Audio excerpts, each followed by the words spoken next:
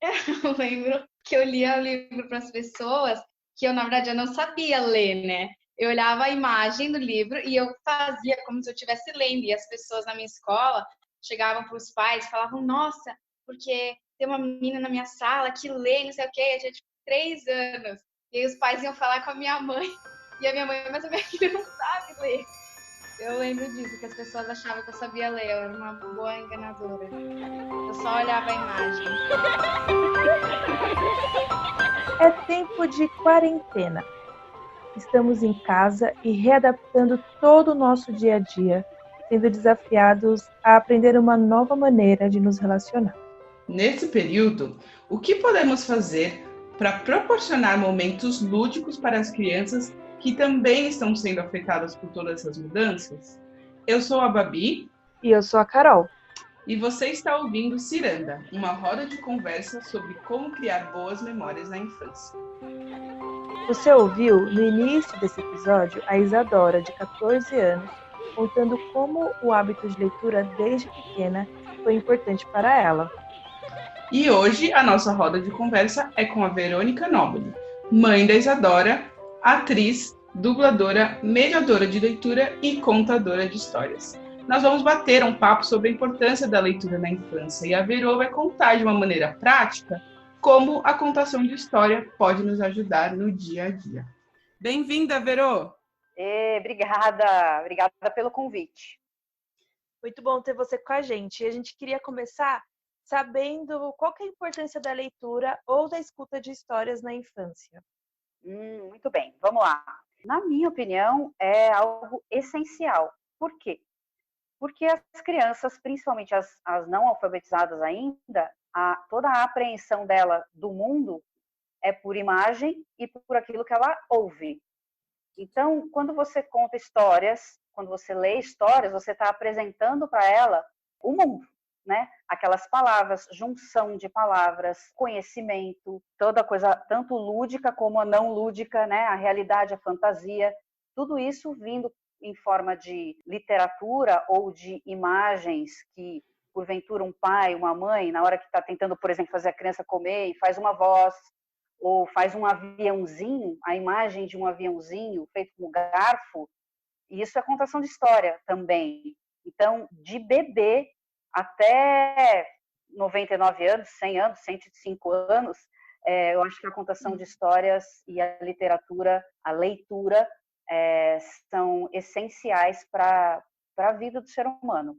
Bem legal, Verô. E a gente sabe que você é atriz, você tem muita experiência com teatro e é diferente para uma pessoa que já está acostumada a ler roteiros, a apresentar para um público tão grande e para alguém que está em casa poder entender o que é a contação de história. Então, conta para gente o que é a diferença entre você pegar um livro e ler uma história e você fazer uma contação de história. Olha, vamos dividir assim. Você ler uma história, a gente está dividido quando você lê uma história e quando você faz uma contação. Quando a gente faz uma contação, que geralmente os pais falam, vamos em tal lugar que vai ter uma contação de história, já tem um ator ou uma dupla de atores, geralmente um está com um violão ou algum instrumento e o outro conta aquela história, imita os personagens e tudo mais, e não está lendo nada, está fazendo aquela história. Então, quando você faz aquela história, você interpreta os personagens, ou mesmo só narra aquela história, a gente chamaria de contação de história. E aí sim, feito mais por atores, músicos, circenses, alguém mais, digamos, especializado. E a leitura, qualquer um faz, né? E isso, desde que o mundo é mundo, pais sentam com seus filhos à noite para ler aquela historinha antes de dormir. E é uma coisa, assim, muito natural, né? De cada um mesmo, do ser humano. Quando você se depara com um livro, você está lendo e tem uma criança do seu lado, invariavelmente você vai dar uma entonação, você vai fazer um comentário, você vai abrilhantar aquilo lá com uma voz, ou um barulhinho, ou uma batida do lado, ou usar qualquer coisa que você tenha do lado como um instrumento ali para trazer uma imagem daquela história. Isso também é um tipo de contação de história, só que você está lendo, e isso não requer muita habilidade. Então, por isso que a gente sempre fala, né? Leia para o seu filho, simplesmente lê. Só de você ler em voz alta, já muda a sua fisiologia, já muda a sua postura, perante a sua plateia, no caso aqui, a criança, o seu filho, né? Então, só dessa pequena mudança de estado físico já eleva o grau de uma coisa que você não saberia fazer, oh meu Deus do céu, eu não sou ator, como que eu vou fazer? É uma coisa simples e natural, né? Assim como você lê para você em voz baixa e você imagina todas aquelas intenções, quando você lê em voz alta, invariavelmente você acaba colocando uma impressão ali, uma intenção. Então, eu acho que a diferença é essa. Legal. Vero, quando você falando assim, me faz pensar que para nós adultos, a história, às vezes, ela já perdeu esse lance da fantasia e parece que esse momento da leitura é um momento de obrigação quando a gente né, quando a gente pensa em fazer como uma criança.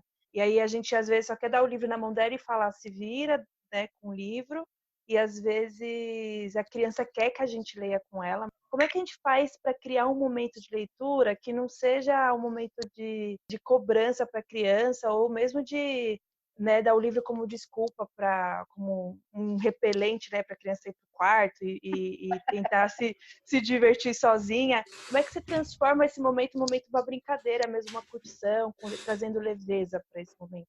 Legal, ótima pergunta. Eu acho que, tirando o momento de leitura da noite, né, daquela coisa mais tradicional de ler para dormir, eu acho que, e principalmente em tempos de quarentena, ou quando a criança está dodóizinha e precisa ficar em casa, eu acho que a primeira coisa é ter os livros à mão.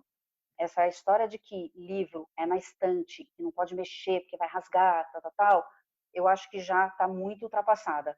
Se rasgou, a gente cola. Se rasurou, a gente tenta consertar. Lógico, você educa a criança, fala, olha, o livro machuca. Se você puxar, vai rasgar e a gente não vai mais conseguir ler. Mas até aprender, vamos rasgar algumas páginas, tudo bem. Mas ela precisa perder o medo de manusear, do livro ficar encardido. Então, primeira coisa, ter um livro numa caixa no chão, ou a altura da criança, que ela possa escolher o livro. Isso é uma segunda coisa. Ela escolhe o livro. Não, eu quero esse aqui. Não, mas vamos ler esse aqui, filha? Que aquele lá você já está meio, não aguenta mais? Não, ela escolheu. O que ela escolheu é o que você vai ler. Né? Ai, vamos ler esse aqui? Não, eu quero ler aquele. Então fica um embate, né? Um E embate. criança Então, assim, gosta de repetir, né, Virou? Assim, eu trabalho como professora e eu sei que existe esse processo da leitura também, que com a repetição, até crianças não alfabetizadas, elas começam a ler o livro de tanto ouvir a história, né? E elas têm essa identificação com as falas dos personagens, com a narrativa, mesmo sem saber, sem ser alfabetizada. Então, a repetição é importante. Com certeza. Com certeza. Isso acontece muito. A gente já viu crianças que não tinham condição de estar alfabetizadas e sabem ler esse ou aquele livro, de tanto que ela repetiu, de tanto que ela ouviu. Às vezes ela repete junto, ela vai decorando também aquilo, e aí ela identifica as letras com o som e pronto, sai lendo, né? Devido às proporções, lógico. Então, essas duas coisas, a caixa no chão ou a altura da criança, deixa ela escolher, e que ela não tenha a obrigação de estar atenta, né, 100% ali, porque nos dias de hoje, onde tudo é tão rápido, né, é muito difícil a gente manter a atenção da criança numa coisa só. Às vezes ela vai estar interessada no livro, do nada a cabeça dela vem um pensamento, ela olha para o lado e, enfim, viu que tem um boneco ali meio torto na estante, ela vai querer ir ali. Então, nessa hora, antes da gente ter a ânsia como pai de falar, pera, não acabei, vem cá, senta aqui, presta atenção. Isso é a postura que ela tem que ter na escola. Antes disso, espera, vê o que ela vai fazer, por que ela levantou? Observa. Ela só foi lá arrumar o brinquedo que estava torto, e aí ela volta, e ela olha para tua cara como quem diz, sem dizer, vamos lá, pode continuar. Outras vezes ela vai desistir mesmo do livro e vai pegar outro, agora esse. Não fique bravo com isso. Comece o outro livro. Não tem problema. Nem que você tenha que começar 20 livros. Talvez seja a primeira vez que você está sentado no chão com seu filho. E ele está tão afim de que você leia para ele, está achando tão empolgante que ele quer ler todos, mas ainda não tem uma maturidade para ir até o final de uma história, lendo e tal. Importante é você também conhecer aquele livro. Então, se o seu filho tem vários livrinhos, pega um dia aí, dá uma lida em todos, para você não se pegar engasgando aí, também não tem problema nenhum, mas para você conhecer a história, até para você, se tiver a fim de fazer uma voz diferente ou curtir junto, você já saber que história é essa, né? Então, recapitulando, o ambiente, deixa a criança escolher, não fique irritado se a criança dispersar, ela não está na sala de aula, ela está em casa, é uma brincadeira. Se durar isso 5 minutos por dia, amanhã vai durar 6, depois 10, daqui a pouco vocês vão estar deitados meia hora lendo e lendo e lendo, né? E às vezes a criança vai lá no seu armário e fala assim, não lê esse, é um livro seu, de adulto. Não fala, não, esse não. Claro, a menos que seja um livro muito inapropriado. Começa a ler. Em 2 minutos ela vai desistir. Ela vai falar, não, esse não. Aí ela vai pegar o dela. Isso é certeza também. Então, assim, a gente tentar acolher a criança o máximo possível. Legal, Verô. E acho legal você também contar sobre a diferença que esse hábito de leitura faz. Porque você tem uma filha, Isadora. Quantos anos a Isa está agora? 14. 14 anos, não é mais uma criança, já está indo aí para a adolescência, mas eu acredito que você teve na sua casa esse hábito da leitura e como isso faz diferença na vida dela hoje. Sim, muita. Ela sempre está com um livro que ela pega na escola, da biblioteca, fora os que tem que ler da escola, ela sempre está com um livro em casa da escola, fora os que ela tem que ler. E de criança, a gente leu muito aqui. E aí ela criou esse hábito, e é muito engraçado, porque talvez isso não vai acontecer com seus filhos, mas como eu levei muito ela para trabalhar comigo em mediação, ela, de vez em quando, queria também mediar para os outros, né? Então ela pegava o livro e lia para os outros. Então isso eu achei bem bacana também. Então foi criando um hábito de imitação. E quando ela era bem pequenininha também acontecia muito engraçado. Ela fingia que estava lendo, não é que fingia, ela pegava o livro, olhava as imagens e falava as coisas que estavam ali, como se ela tivesse, dava a impressão de que ela estava lendo. Quem via de fora falava, nossa, ela sabe ler? Não, ela está inventando. Mas ela fazia a postura, ela mostrava o livro como eu mostrava, como eu mostro na mediação, né, que o livro é virado, né, meio para quem está lendo e meio para o ouvinte. Então ela mostrava e virando as páginas. E isso nada mais era do que ela também estar já usando a imaginação dela. As palavras não eram as corretas, mas tudo bem, eu não corrigia ela de jeito nenhum. E deixava ela, isso era a brincadeira. Então isso também pode ser uma coisa bacana. Não quer ler para mim? Um pai virar e falar assim, lê para mim hoje, que eu tô cansado. E não ficar corrigindo e nem nada, e aceitar e entrar na brincadeira. Acho super válido. Verô, isso me fez lembrar que as crianças aprendem muito com exemplo mesmo, né? Minha mãe sempre lia muito quando eu era criança, os livros dela. E aí, então, eu mexi muito nos livros da minha mãe, tipo, de rabiscar. Ela ia encontrar, às vezes, estava tudo rabiscado ou rasgado. Mas eu via muito como exemplo. Então, às vezes, ela estava lendo, eu ia do lado dela e sentava com algum outro livro do lado dela e ficava lendo também. Então, e isso fez com que eu me tornasse uma leitora mais assídua também, né? E aí, a gente queria saber das dicas de contação, assim mesmo. Como que a gente se prepara para contar uma história para criança? Quais são os passos para uma boa contação de história? Eu lembro que a minha mãe contava muita história da infância dela pra gente.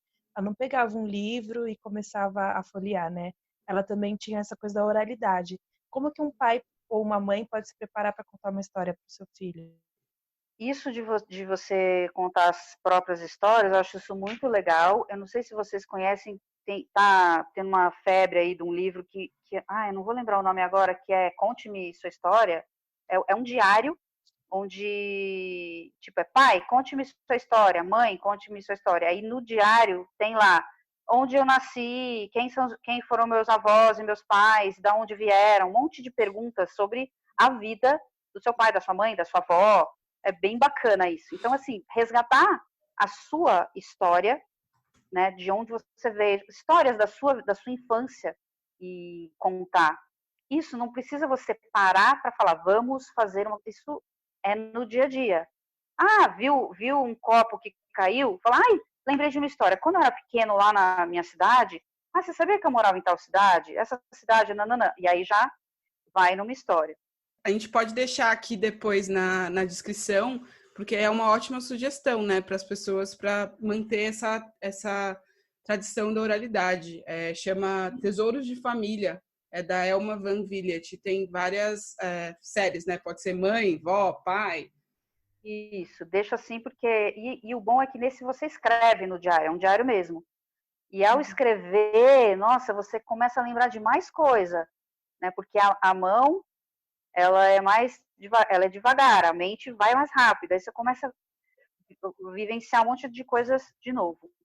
E a outra parte seria, se você já, assim, falando em quarentena, por exemplo, ou quando a criança está dodóizinha, né? Porque em breve passaremos a quarentena e essas dicas servem para sempre. Se você quiser preparar uma contação mesmo, sem usar o livro, ou mesmo usando o livro, você pode usar objetos que você tenha na sua casa para ser os personagens, assim como eu tenho feito, né, no meu projeto de escova. Todos os personagens das histórias que eu conto são feitos por escovas, de dente, de cabelo, de limpeza. Então você pode pegar objetos da sua casa, talheres, por exemplo, e cada talher, então tem o talher de grande é o pai, a faca grande é o pai, o garfo grande é a mãe, o talher menor são os filhos e o pequenininho é os filhotinhos, os menorzinhos. Aí você conta a história usando esses adereços.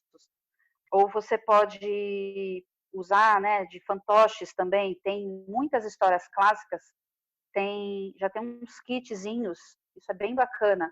Então, vamos lá, Chapeuzinho Vermelho, tem uns kitzinhos que você põe no dedo e você vai contando para os menorzinhos. Tem aqueles marionetezinhos também. Então, assim, gente, uma colher de pau na mão, você pode ser uma pessoa. Então, assim, usar o que você tem na sua casa. Não podemos sair? Não pode, mas o que tem na sua casa que você possa usar. Outra coisa bacana é você incluir a criança na sua contação. Vamos contar juntos essa história? A história do Chapeuzinho Vermelho, todo mundo conhece. Quem que você quer ser? Você quer ser a Chapeuzinho? Ah, então vamos catar um gorro vermelho aqui. Já pega, já põe, já inventa um figurino, já pega um guache, já põe na cara da criança, já na da criança, se envolva de verdade. Isso faz muita diferença, uma brincadeira interativa mesmo. Então deixa a própria criança falar assim, bom, que história que você quer contar? Quem que você quer que eu seja? Isso para a criança é fundamental. Bem legal, Verô. Muito bom saber disso tudo.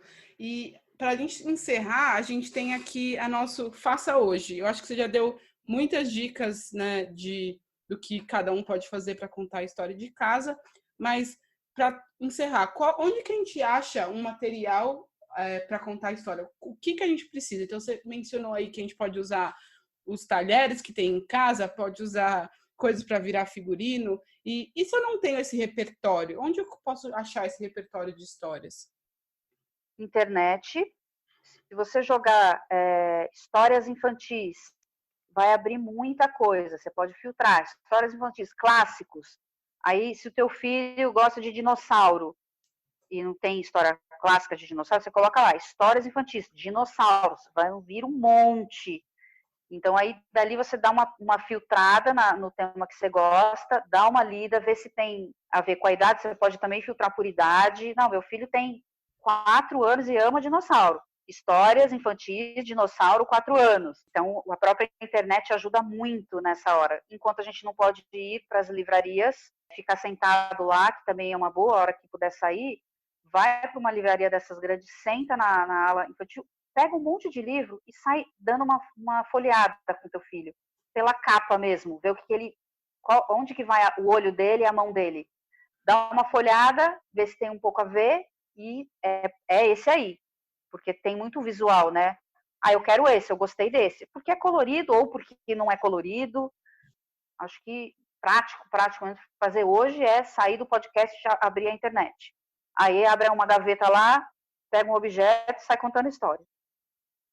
Muito legal, gente. Olha, se você tá aí querendo ver mais material, tem muitos contadores de histórias que estão fazendo transmissões e postando material com histórias para as crianças. E uma delas é a Verô. Então, se você acompanhar ela no Instagram, @veronobili, você vai encontrá-la e vai poder acompanhar todas as histórias que ela está contando por esses dias de quarentena. Então, é assim que a gente encerra o nosso papo com a Verô. Verô, muito obrigada por você topar conversar com a gente. Gente, eu que agradeço o convite. Foi um maior barato conversar com vocês. E a minha última dica começa. A primeira vez, talvez você se constranja, você fique, ai meu Deus, não sei fazer isso. Começou, você não vai mais parar, vai por mim. Muito bom. Obrigada, Verô. Eu sei que vai ser muito valioso para todo mundo que está nos ouvindo agora, essas dicas, para também sair um pouco das telas e achar uma maneira de criar boas memórias com os filhos que estão em casa. Um beijão, obrigada. Valeu, beijo. É isso, gente. Esse foi o episódio número 2 do Ciranda. E não esquece de contar pra gente como estão sendo esses dias com toda a família em casa. Você pode mandar a sua história ou seu desabafo para cirandapodcast@gmail.com ou manda uma DM no nosso Instagram, @cirandapodcast. Segue a gente lá. Até mais! Até a próxima.